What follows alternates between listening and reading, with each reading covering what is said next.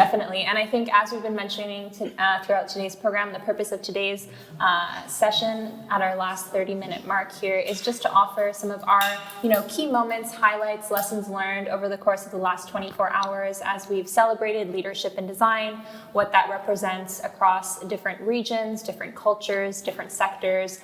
We definitely were able to weave a very unique tapestry of stories, perspectives over the course of the last 24 hours. So we're happy to be able to discuss some of that content with you today, Surya. Yeah, I can't wait for this conversation. So what's some of the things that struck you?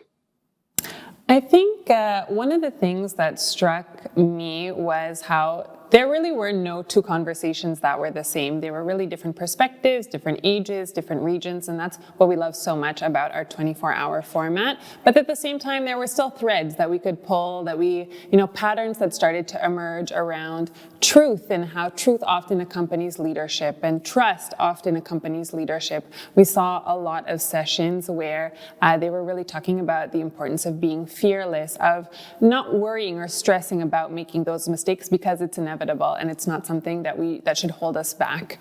And I think that there were, a lot of key words that we kept hearing pop up again and again. I couldn't agree with you more. I couldn't agree with you more. In some ways, building on what you just said, I was struck by the common vocabulary. Mm-hmm. This is new. This is new that we have a common vocabulary across, 27, 30 odd countries? Exactly, right? 27 countries.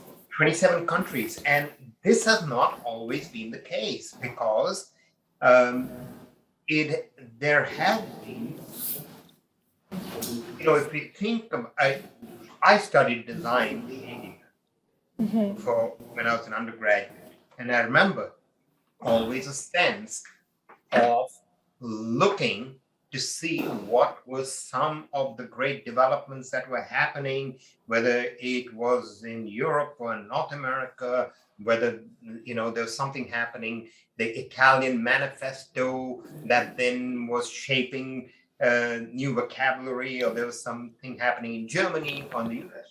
But what strikes me right now is with this common vocabulary across the planet, it is almost like we've got multiple design laboratories all around the world, but with this laboratory incubating all kinds of really, really interesting ideas. Mm-hmm. And there's sort of a sense that there is much more something equal and equitable about how design is being developed as a global project and with a level of sophistication, but difference, but the same vocabulary. We have some of the we share terms, concerns may be different, but there's just a very sophisticated conversation.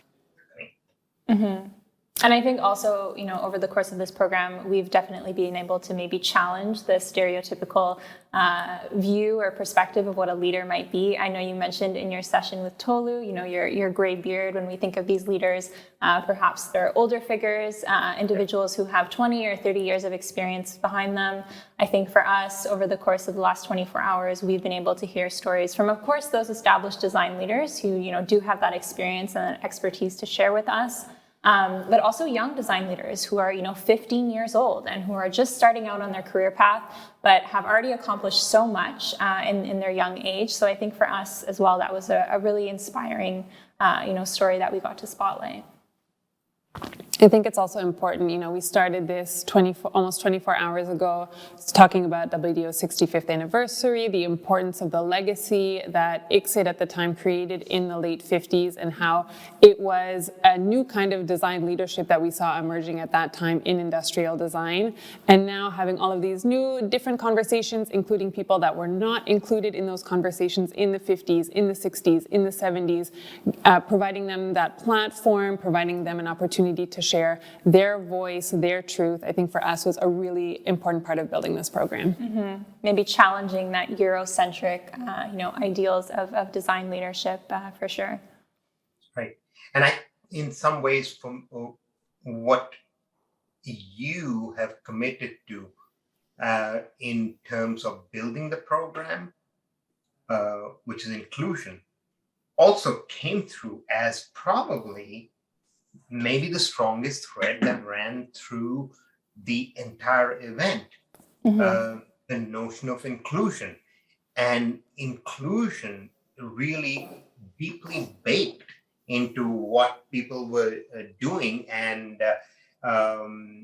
not inclusion as a tokenism, right? But truly inclusion, because I can't think of a single conversation that wasn't really thinking about concerns of inclusion.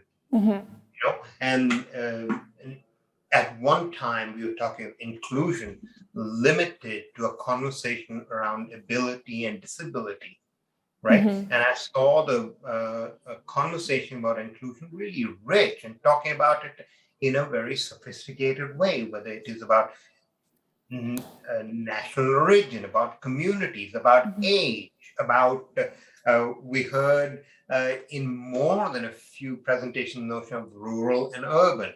We heard about situational issues that tended to exclude folks. We heard about how the pandemic has had disproportionate effects and excluded some folks, and projects that were focused with that. So I just love that. I mean, it's just like, it is so great to hear that this is not sort of a emerging topic on the edges of the discipline. It's come to the very center, and that is so fantastic.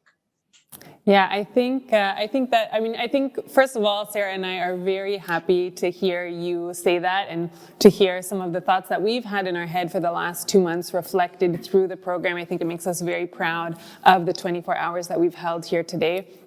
For us, we really do have to thank our WDO members who are represented in 40 countries around the world, who, put up their hand and offered to host a session, who, pulled on some of the brightest minds, the young leaders, the change makers in their societies to put these sessions together and to offer new perspectives. What Sarah and I really love about the 24-hour format as well is that, this 24-hour format is that it's free, it's accessible, it is only in English, and that's something that we do recognize is not maybe the most accessible, but that it's freely available to stream. People were registered. We had over 900 people with us during the 24 hours. So we did our utmost to make it as accessible as possible, because we do think that leadership is just as inclusive a topic as any other in 2022. Definitely. So, do you want another something else that I noticed as a thread? Yes, please. I want to hear what you have to say too, without using up all the time on what I noticed. But I go one third. I think the other thread that I noticed was also really heartening, which is this notion of, we heard it yesterday from the presentation from the folks from China, I think Gao Xinming, where talked about how social has become antisocial, and that whole thread, how this sort of a good wariness of technology, that technology may be at a point of overreach in our lives, and then there is this tension of how much design and designers and design leaders actually utilize technology to advantage, but also wary of technology, and that it can be kind of a runaway train, and we can be complicit in the process of it becoming a runaway train. I heard that again from a few presentations.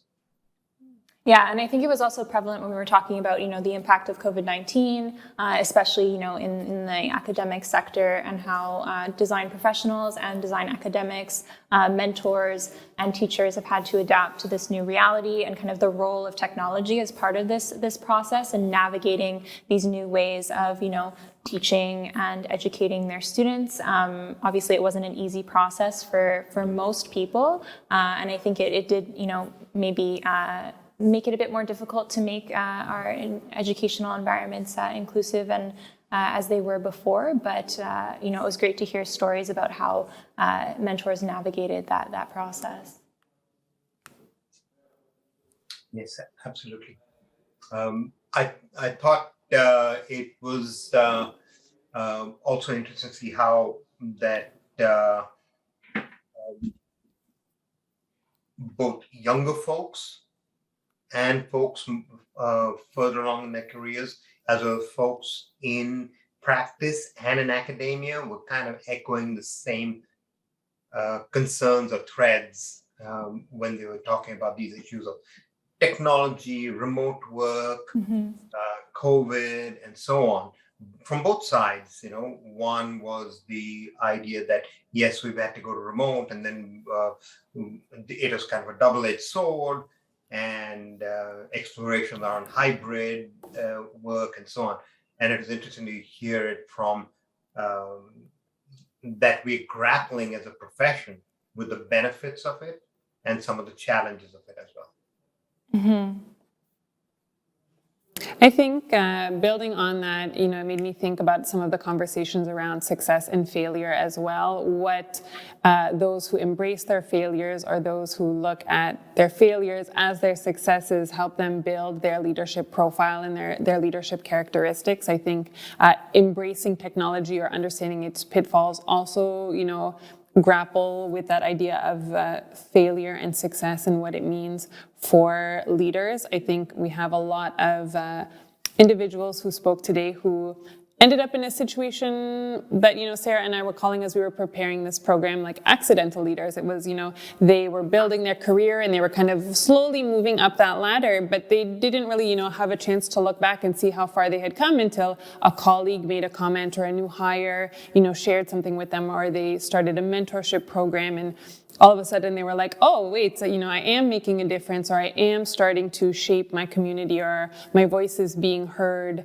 in a new way or in a different way. And it wasn't something that they had necessarily aspired for or aimed for, but it was just kind of a natural progression as they navigated their successes and their failures, which I thought was really a nice organic approach to leadership. I think it also kind of blends really well into this kind of hybrid space that we're in, where it's not going to be a traditional, one-way direction to a small boardroom or an exclusive boardroom. There's a lot of different approaches now, a lot of different leadership styles that are being, that are put on equal pedestals, which I thought was really interesting. Mm-hmm. I think that's, go ahead, Sarah.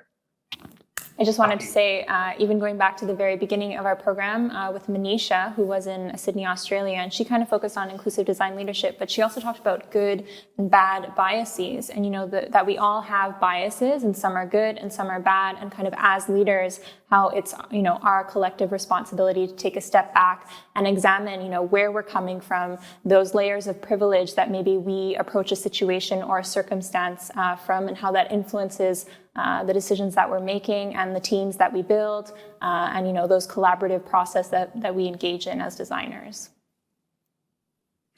Yeah, absolutely. I think this what you've pointed towards, this notion of the accidental leaders, I think that's really interesting, and probably it's pervasive and will be more pervasive, just because.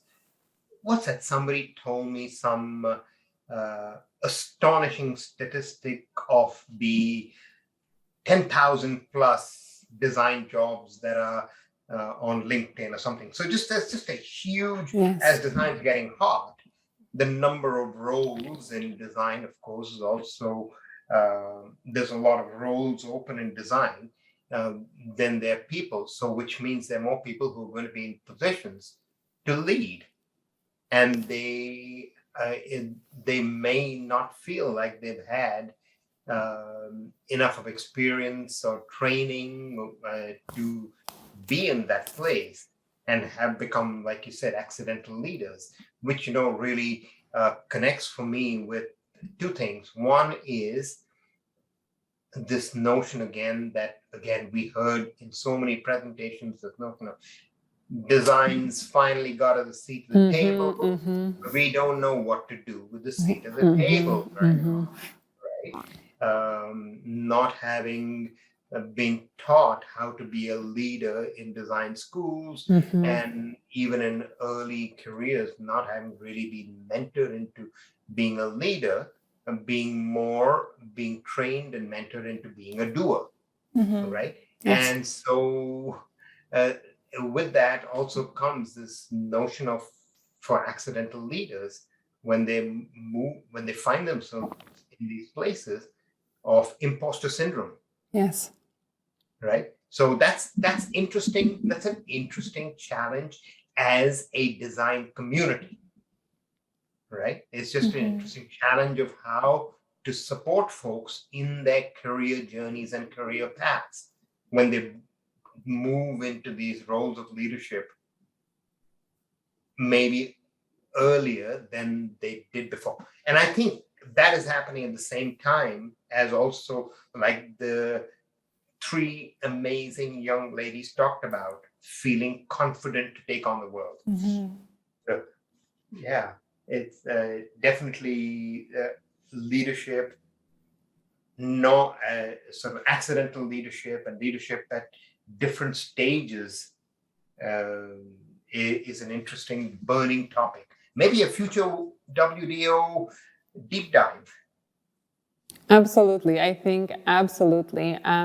What we were talking about, Surya, when you were mentioning, designers finally finding their seat at the table. I think we saw a few glimpses of that as well in the program. Peter in South Africa, quite early on in our program, who was talking about, this creative community of farmers that he found in South Africa, and him coming in as the design leader, but really co-creating with them and having a much better understanding of the problems that they were facing, having them test simple prototypes with him, really changed the way he leads, and was a forming project for him. We also had Gustavo in Brazil, who talked about a very, very literal approach to leadership with elections and voting processes and voting machines, and how design really does have an impact. I think it's easy for us to say, being steeped in the design discipline for so many years, but I think that is now being recognized more globally, and I think that was also an underlying objective of us with this Let's Talk Leadership program. Definitely. Well, the question I really have is how you're both still awake. That is the question of the hour, isn't it? That's right. No, I mean, that is a sort of, that's really meant to be a question that points really towards really a spectacular job all of you have been doing to really keep the energy of this moving over so many hours, and also the fact that you've been part of all of these sessions, and I'm amazed that you've actually been able to listen and absorb so much from so many sessions. So, I mean, kudos to the team, the secretariat team, for really pulling off such a insanely invigorating 24 hours. Thank you, Surya. And this is, as you know, the second year that we pull off a 24-hour event like this in celebration of World Industrial Design Day. So we did kind of have, a little bit of experience in our back pocket going into this year's event. But I know I speak for Natalie when I say one of the highlights in building a program like that is the connections that we're able to make, the relationships that we're able to build.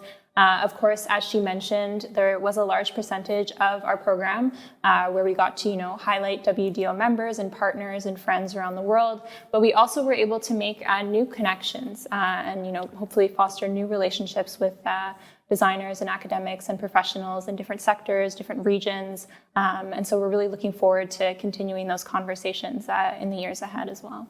And I think that's what keeps like the energy high and the energy going, is we also absorb the energy of our speakers. While they might only be with us, for 30 minutes or 60 minutes, they are coming with a lot of enthusiasm for the topic.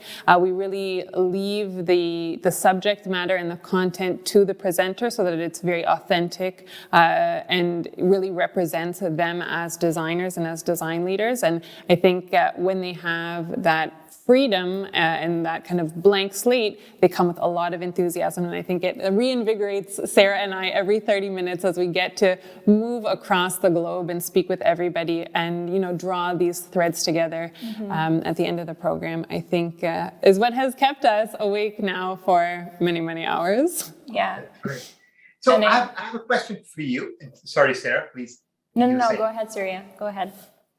Well,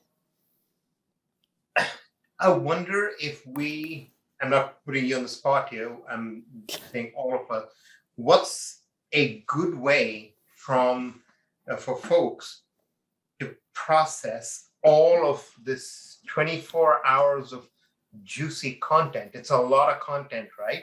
Mm-hmm. And I'm sure all of these videos will go online sometime soon. So do you have any advice for folks?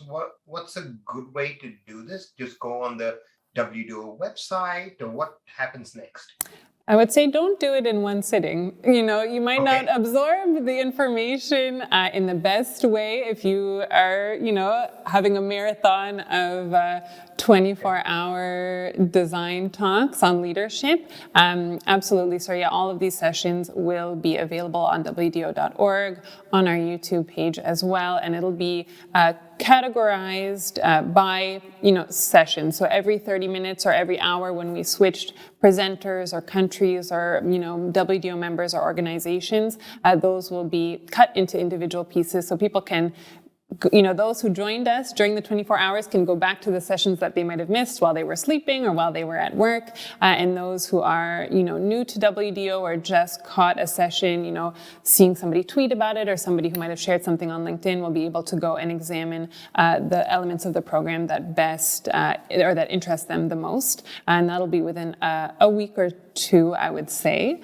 But I think that every session is worth listening to. I think each conversation goes in a different place. There's nothing expected, I would say. It doesn't feel, it feels very original. All of the content feels very original. It's very personal in many cases. People are sharing really interesting projects that they're passionate about. And so I think that there's something that can be taken away from every single session, no matter where you're watching from. Mm-hmm. This is not I don't think it was a 24 hours of, WDO's interpretation of leadership. The beauty of the 24-hour program, as was the case last year with diversity, is that we open up our platform, our international platform, to make space for designers to tell their stories and have their perspectives shared. Absolutely. Well, I think you're absolutely right. The richness of the content is pretty amazing. I have to be honest, since unlike both of you, I did sleep. So I still have a good, 40% that I have not heard. So I can't wait to dive in and listen to all of that.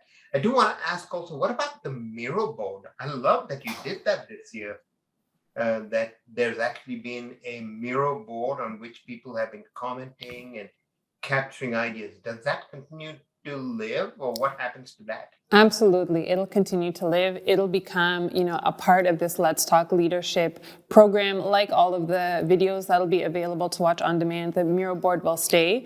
It has a number of boards for those who haven't had a chance to take a look yet. We definitely encourage you to. While there are some, more fun elements that are meant for today, like leaving us a comment or a star on the map where you're watching from, there are two sections that really explore your definition of leadership, what leadership means to you personally, and we have some great comments that have been left on the Post-its there.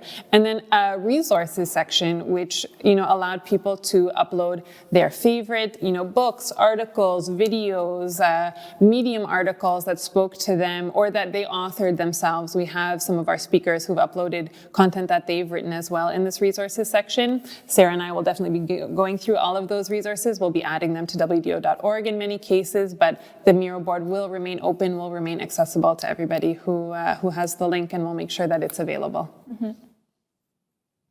I did poke around the Miro board. I think, wow, there's a lot of good stuff. And you mentioned some of it is just fun stuff, but honestly, now I'll go to another pattern that I heard where people talked about the notion that designers within organization become connectors. And I really think that fun element is what builds the glue of this community. And this is a really interesting thing to go on this board and see everyone playing around and having fun. And you see people from all around the world playing and having fun. And you get this really sense of a worldwide community. And what I think is so interesting to be part of this particular discipline called design is I happen to participate in a few other communities as well outside of design, although design is my primary community.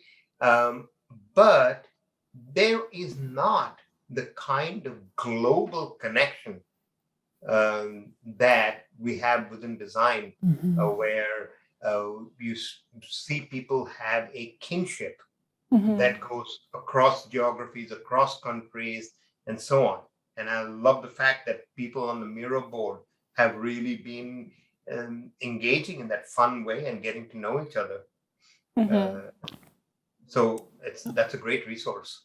Yeah, definitely. I think for sure today's program, stands as a testament to the interconnectedness and collaboration of the international design community, of which WDO is a part, but it's also obviously larger than WDO in this organization. It spans, many countries around the world and many different sectors and disciplines. Surya, on that note, we do want to say a huge thanks to you for joining us for the last hour and a half of our program today. It's always such a pleasure to have you and share your expertise with us. So huge thank you, Surya. Thank you. Thank you. And congratulations again for pulling off this huge feat without hitch. Thank you very much. Thank you. Bye now. On that note, we'd like to take a moment to thank all of our speakers and moderators today. Today's program would not exist without you. Thank you to our audience, those of you on Hopin sharing your comments, on Miro sharing your resources, and everyone who is continuing the conversation on leadership in design. We'd like to thank our WDO members, everyone who sent us a 65th anniversary message, as well as WDO's board of directors, senators, and members for their support. Sarah, I'd like to thank you personally for your dedication to this program, and everybody at our secretariat team as well. And a huge round of applause for our technical team behind the scenes that made this all happen, Service Web Diffusion. Many thanks. Thank you for joining us for this 24 hours of Let's Talk Leadership. Happy World Industrial Design Day.